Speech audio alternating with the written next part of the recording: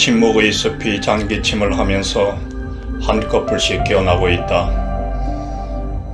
뒤곁 고목나무에서 먹이를 찾느라고 조아대는 딱따구리 소리가 자주 들리고 산 비둘기의 꾸꾸거리는 소리가 서럽게 들려오고 있다. 해마다 이맘때면 숲을 찾아오는 저 휘파람새, 할미새가 들에 내려와 가불가불 가벼운 몸짓으로 인사를 한다. 저 아래 골짜기에서부터 안개처럼 뽀얗게 새우음이 터서 밀물처럼 산 허리로 올라오고 있다. 멀리 하나 숲에는 수런수런 실록의 문이 열리리라. 그때는 나도 숲에 들어가 한 그루 정정한 나무가 되고 싶다.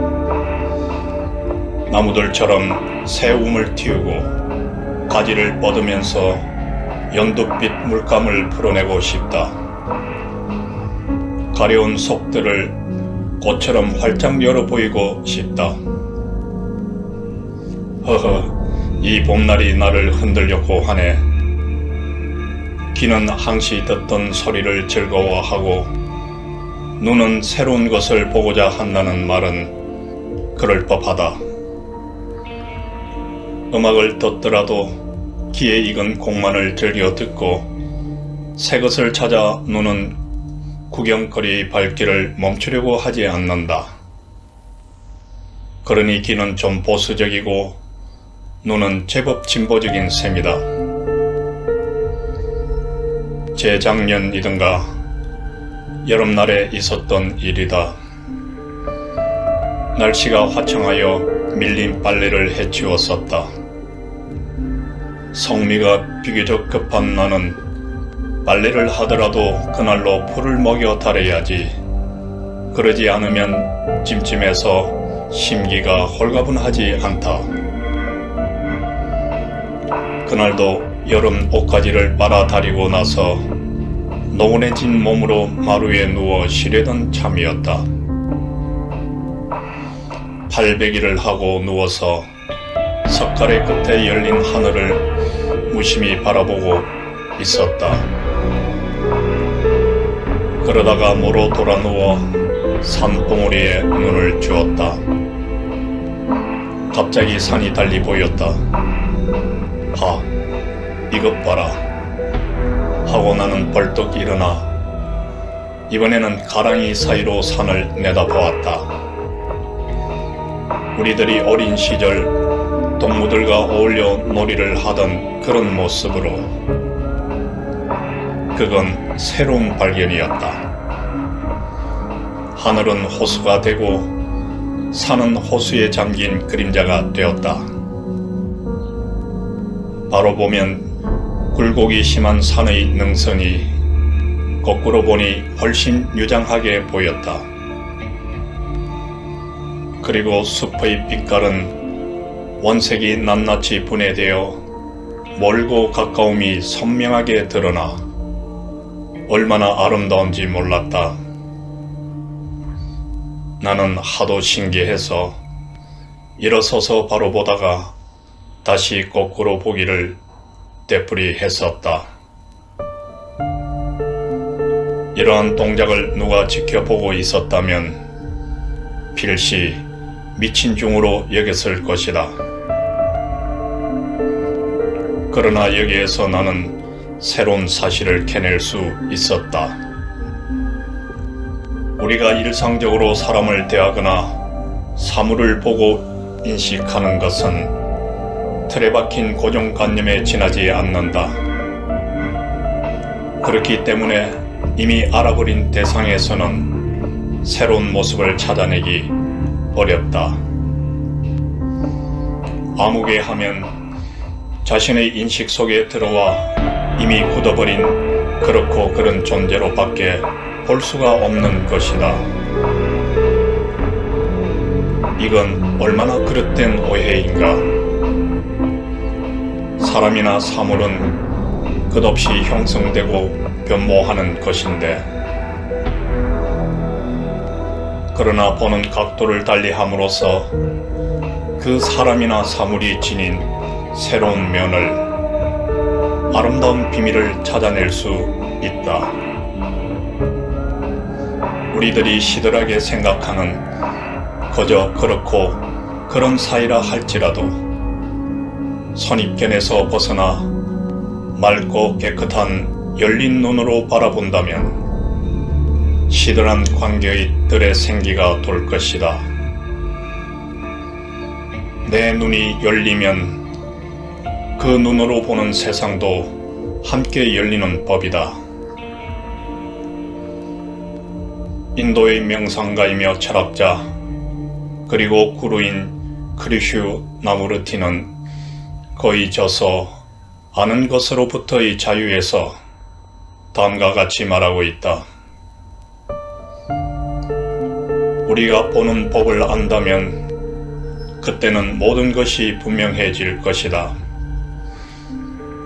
그리고 보는 일은 어떤 철학도 선생도 필요로 하지 않는다. 아무도 당신에게 어떻게 볼 것인가를 가르쳐 줄 필요가 없다. 당신이 그냥 보면 된다. 그 어떤 고정관념에도 사로잡히지 말고 허심탄회한 빈 마음으로 바라보라는 것. 남의 눈을 빌릴 것 없이 자기 눈으로 볼 때 우리는 대상을 보다 정확하게 파악할 수 있을 거라는 말이다. 차를 즐기는 사람들은 흔히 이런 말을 한다. 어디서 나오는 무슨 차는 맛이 좋고 어디 차는 맛이 시원치 않다고. 물론 기호에 따라 그렇게 말할 수도 있겠지만 차 맛에 어떤 표준이 있는 것은 아니다.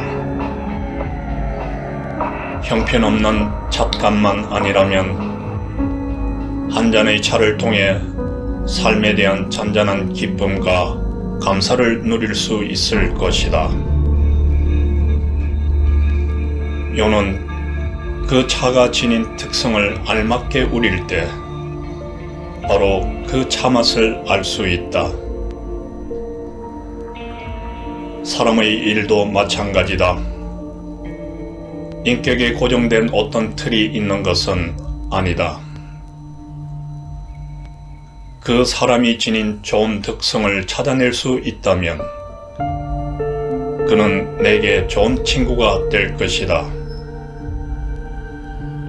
한동안 나는 그 희한한 광경을 혼자서만 즐길 수 없어 내 상거를 찾아오는 사람들에게 널리 보여주었다.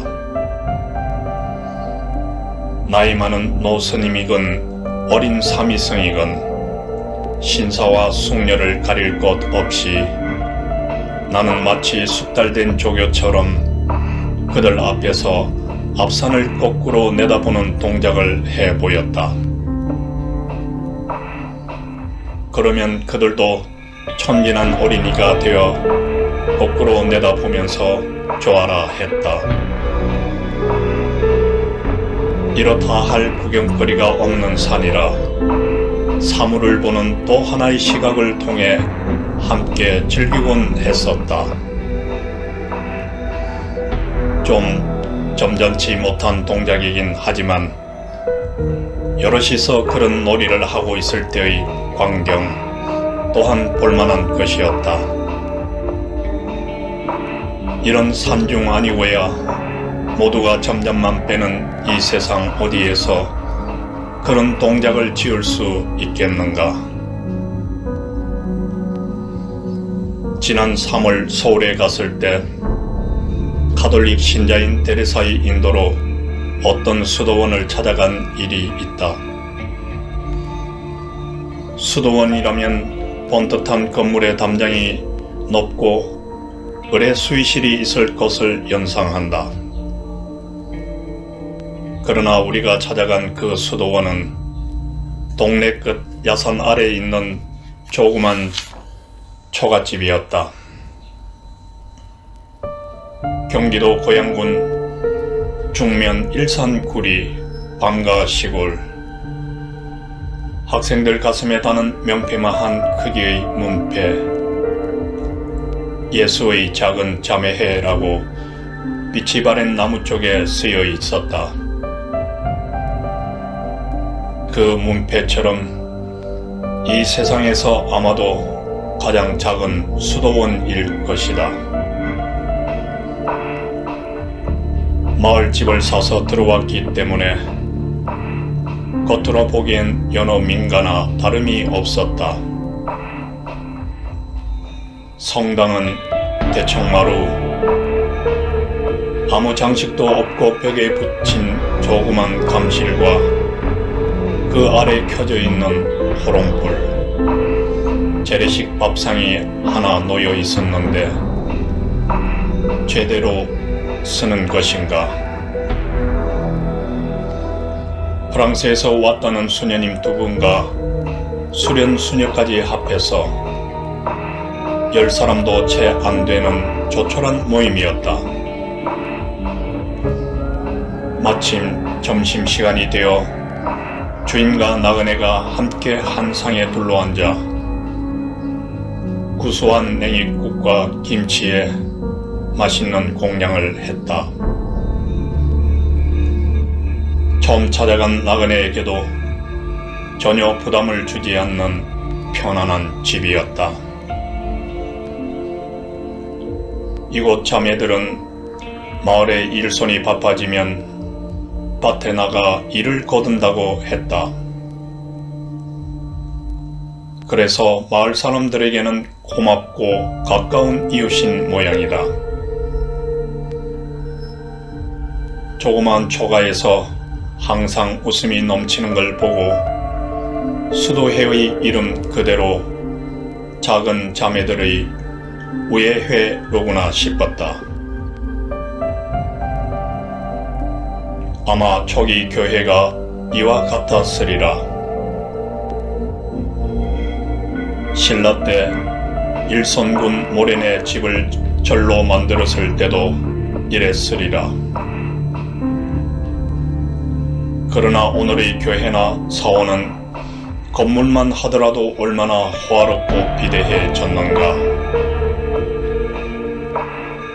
건물과 기구가 비대해진 만큼 그 종교가 지닌 본래의 기능이 순수하게 이행되고 있을까?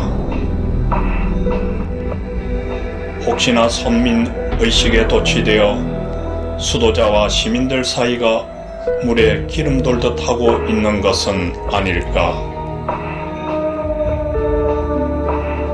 일산의 방가시골 초가집 수도원에서 오늘의 교회와 사원을 바라보는 눈을 나는 그날의 선물로 받아왔다. 가난하고 소탈하고 그러면서도 평화와 기쁨이 넘치는 자매들의 있음이 거칠애로 속이 비어가는 오늘 우리에게 빛과 소금이 되었으면 싶었다.